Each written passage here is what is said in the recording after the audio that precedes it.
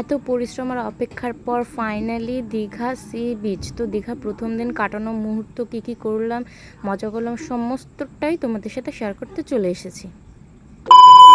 তো আগের ভিডিওতে তোমাদেরকে আমি দেখিয়েছি হোটেলে যাওয়ার আগের মুহূর্ত। তো দেখো হোটেলে পৌঁছে গেছে 8টা প্রায় নাগাদ বাজে। তারপর আমরা প্রায় 10টা পর্যন্ত বসেছিলাম, কারণ আমাদের রুম যেটা আমরা বুক করেছিলাম সেটা খালি ছিল না।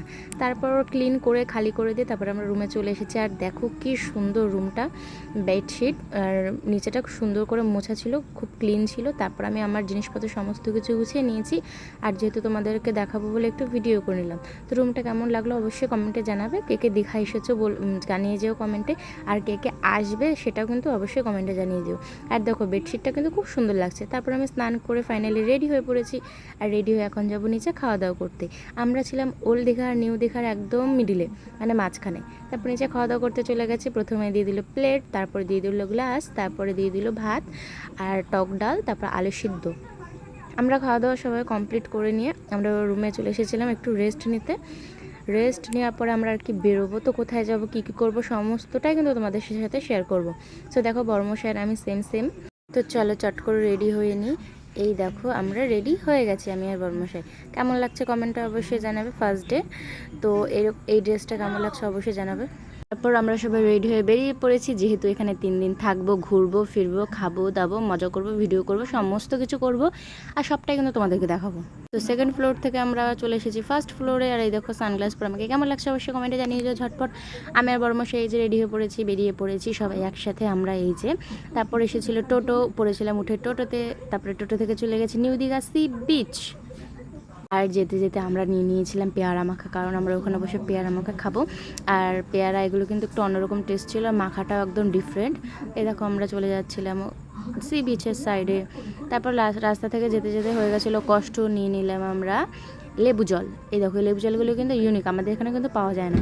আর ফাইনালি আমরা সি বিচে চলে এসেছি। আমার তো দীঘা ফার্স্ট টাইম, আর কে এরকম ফার্স্ট টাইম গেছো একটু হলে অভিজ্ঞতা আছে, কারণ এদিকে সেদিকে আমি ঘোরাঘোরা করেছি, ঘোরাফেরা। তারপর রেখে দিলাম আমরা চটি, মানে জুতো আর কি। আমরা কারণ স্নান করবো নামবো, তো জুতো তো এখানে ঢেউয়ে নিয়ে যাবে। আর ফোনটাও রেখে দিয়েছিলাম, একটা ফোন জাস্ট ছিল। আর এই দেখো কত ভিড় এই গরমের মধ্যে, কিন্তু এখনই সবাই দীঘাতে আসে।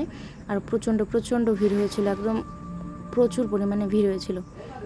হ্যাঁ, প্রথমে না আমি ভেবেছিলাম যে আমি স্নান করব না, কিন্তু এই ঠান্ডা জলটা যখন পায়ে লেগেছে, সবাই স্নান করছে মজা করছে, তখন আর থাকতে পারলাম না। তারপর ফোন নিয়ে তো আর নামা যাবে না, তার জন্য ফোনটা রেখে দিয়েছিলাম। আর পরের ভিডিও করা হয়নি, কিন্তু খুব মজা করেছি, খুব আনন্দ করেছি। এক্সপিরিয়েন্স আমার খুব সুন্দর ছিল। আর অনেক ফটো অনেক ভিডিও করেছি, সেটা নিয়ে অবশ্যই তোমাদের সামনে আসবো। তারপর অ্যাটলিস্ট আমরা রুমে চলে এসেছি, আর রুমে এসে আমরা ফ্রেশ হয়ে নিয়েছি। আর দুপুরের দিকে ছিল, যেহেতু খাওয়া দাওয়া করার টাইম ছিল, তো চলে যাবো সবাই খাওয়া দাওয়া করতে। খুবই ক্লান্ত ছিলাম, কারণ আমরা স্নান করেছিলাম। আর সমুদ্রের যে ঢেউটা আসে, ওই ঢেউটার পরে না সত্যি ক্লান্ত হয়ে যায় ওর মধ্যে স্নান করলে।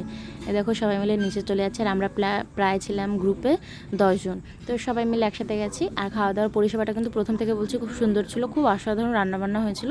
প্রথমে দিয়ে দিল থালা, তারপরে দিয়ে দিল গ্লাস জল, তারপরে ঝুরঝুরে সাদা ভাত, তারপর দিয়ে দিল ভেজ ডাল দিয়ে, লেবু দিয়ে, চিপস দিয়ে। কম্বোটা কিন্তু আমার খুব ভালো লাগে, আমার মতো কে পছন্দ করে অবশ্যই জানাবে। তারপর দিয়ে দিল সামুদ্রিক চিংড়ি মাছ আর চিকেন কষা, চাটনি, পাঁপড়।